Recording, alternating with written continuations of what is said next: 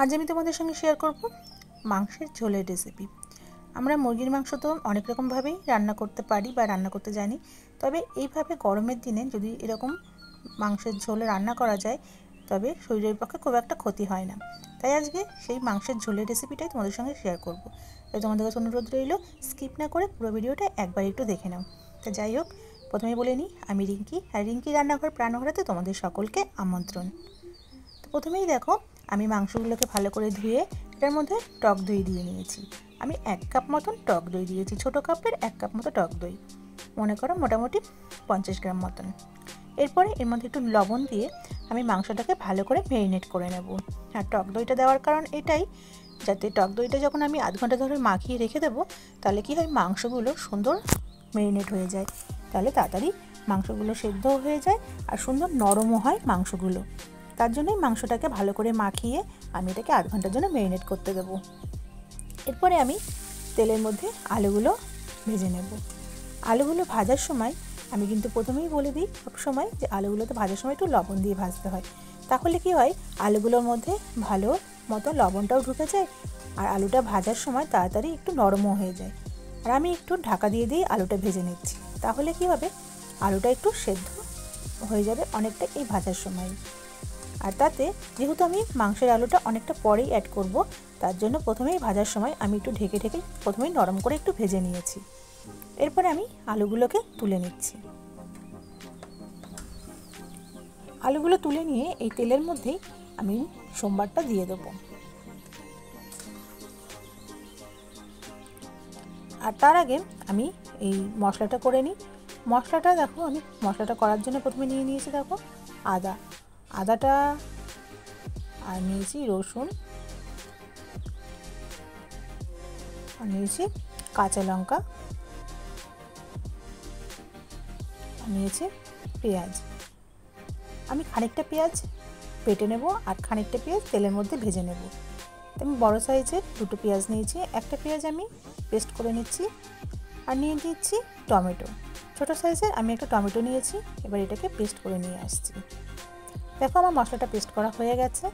এবার আমি দিয়ে দিচ্ছি সোমবারটা, এর জন্য একটা শুকনো লঙ্কা ফাটিয়ে দিয়ে দিলাম তেজপাতা, দিয়ে নিচ্ছি গোটা জিরে, আর দিয়ে নিচ্ছি গোটা গরম মশলা। আমি 2টো এলাচ, 2 টুকরো দারচিনি, 2টো লবঙ্গ আমি দিয়ে নিয়েছি। এবার এই সোমবারগুলোকে আমি একটু লাল লাল করে ভেজে নেব। যখন মশলা থেকে সুন্দর একটা গন্ধ বেরিয়ে আসবে, তখন আমি এর মধ্যে দিয়ে নেব সামান্য একটু চিনি। চিনিটা কিন্তু অল্প ইউজ করব। তোমরা চাইলে যারা চিনি পছন্দ করো না তারা চিনি না দিতে পারো, কিন্তু আমি একটু চিনি ইউজ করি যাতে তরকারির টেস্টটা একটু সুন্দর হয়। কেননা চিনি দিলে তরকারির একটা আলাদা সৌন্দর্য মিষ্টত্ব চলে আসে। তবে হ্যাঁ, খুব বেশি মিষ্টি নয়, সামান্য চিনি। এরপরে দিয়ে নিচ্ছি পেঁয়াজ। আমি এখানে 2টো কুচানো পেঁয়াজ দিয়ে দিলাম। এরপরে পেঁয়াজটা একটু লাল লাল করে ভেজে নিচ্ছি। পেঁয়াজটা একটু ভাজা ভাজা হয়ে গেলে এর মধ্যে আমি দিয়ে নেব একটা টমেটো। আমি ছোটো সাইজের একটা টমেটো পেস্টের মধ্যে দিয়েছি, আর একটা টমেটো আমি এই তেলের মধ্যেই পেঁয়াজের সাথে একটু নাড়াচাড়া করে ভেজে নেব। দেখো, আমি তো টমেটো আর পেঁয়াজটা একটু নাড়াচাড়া করে নিচ্ছি, টমেটোটা একটু নরম হয়ে গেছে। এরপর আমি এর মধ্যে দিয়ে নিচ্ছি মশলাটা, যে মশলাটা আমি তৈরি করেছিলাম সেই মশলাটা দিয়ে এই মিক্সির বাটিটাই মধ্যে একটু জল দিয়ে আর একটু ধুয়ে আমি মশলাটা এর মধ্যে দিয়ে নিলাম। এবার একটু মশলাটাকে খানিকক্ষণ কষিয়ে নেব। অল্প খানিকক্ষণ কষানোর পরে আমি এর মধ্যে দিয়ে নেব আমরা যে মশলাগুলো ব্যবহার করি। হলুদ গুঁড়ো দিয়ে নিচ্ছি আমি 2-3 চামচ, ছোটো চামচের 2-3 চামচ মতন হলুদ গুঁড়ো দিয়ে নিয়েছি, একদম ছোটো চামচের।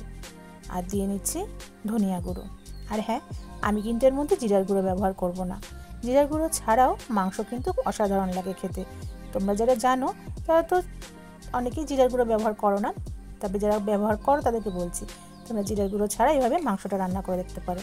আর দিয়ে নিয়েছি লঙ্কার গুঁড়ো আর লবণ, স্বাদ মতো লবণ বা মাংসের পরিমাণ মতো বা ঝোল মতন পরিমাণ বুঝে লবণটা দিতে হবে। এরপর আমি মশলাটাকে একটু কষিয়ে নেব। মশলাটা খানিকক্ষণ কষিয়ে নেওয়ার পরে আমি মাংসটা এর মধ্যে দিয়ে নেব। মাংসটা দিয়ে এরপর আমি আবারও ভালো করে একটু কষিয়ে নেব।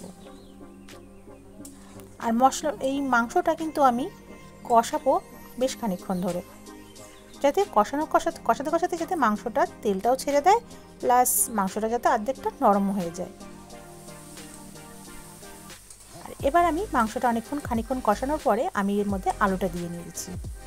আলুটা আমি অনেক পরেই দিচ্ছি, কেননা আলুটা দিয়ে বেশিক্ষণ কষাবো না। আলুটা দিয়ে আমি জলটা দিয়ে দেবো। মাংসটা কিন্তু আমার অনেকটাই নরম হয়ে গেছে। এরপরে আলুটা দিয়ে আরও খানিকক্ষণ একটু কষিয়ে নিয়ে 2-3 মিনিট মতন কষিয়ে নিয়ে আমি জলটা দিয়ে দেবো। আর জলটা কিন্তু একটু হালকা উষ্ণ গরম করে নিতে হবে, তাহলে না তরকারির টেস্টটা সুন্দর হয়। তাই আমি হালকা উষ্ণ গরম করে জলটাকে এর মধ্যে দিয়ে নিচ্ছি। এই জলটা দেওয়ার পরে আমি মশলার সাথে ভালো করে জলটাকে মাখিয়ে নেব, যাতে সমস্ত মশলা জলের সাথে মিশে যায়। তারপরে এটাকে আমি রান্না করব ততক্ষণ না মাংসটা সেদ্ধ হয়ে যাচ্ছে পুরোপুরি, বা আলুটাও পুরোপুরি নরম হয়ে যাচ্ছে, ততক্ষণ আমি তরকারিটা ফুটতে দেবো। আর যেহেতু আমি এটা কষা রাখবো না, এটা যেহেতু আমি একটু ঝোল করছি, তার জন্য একটু জলের পরিমাণটাও একটু বেশি দিয়েছি। আর এটাকে খুব বেশি যে আমার মাংসটা কিন্তু অনেকটাই সেদ্ধ হয়ে গেছে কষাতে কষাতেই, তাই যতক্ষণ মোটামুটি আলুটা যাতে সেদ্ধ হয়ে যায় সেরকমভাবে, আর মাংসটা যাতে পুরোপুরি সেদ্ধ হয়ে যায় সেরকমভাবে আমি সেই সময়টুকু ফুটিয়ে নেব। তো দেখো আমার মাংস কিন্তু কমপ্লিট রান্না, আলুও সেদ্ধ হয়ে গেছে, প্লাস আমার মাংসটাও সেদ্ধ হয়ে গেছে। এবার উপর দিয়ে নিচ্ছি আমি গরম মশলা। এরপরে গরম মশলার গুঁড়োটা দিয়ে আমি এটাকে নামিয়ে নিচ্ছি। তো বন্ধুরা দেখো, আমার তো মাংসের ঝোলের রেসিপি পুরোপুরি কমপ্লিট। তো তোমাদের কেমন লাগলো রেসিপিটা একটা অবশ্যই লাইক কমেন্টস করে জানিয়ে দিও। আর যদি ভালো লাগে তাহলে কিন্তু অবশ্যই একটা লাইক করে দিও। আর আমার নতুন বন্ধুদেরকে বলছি, তোমরা যারা আমার ভিডিওটা দেখছো তারা প্লিজ আমার চ্যানেলটা একটু সাবস্ক্রাইব করে দিও, আর তার সঙ্গে হ্যাঁ অবশ্যই কিন্তু অল বাটনটাও ক্লিক করে দিও।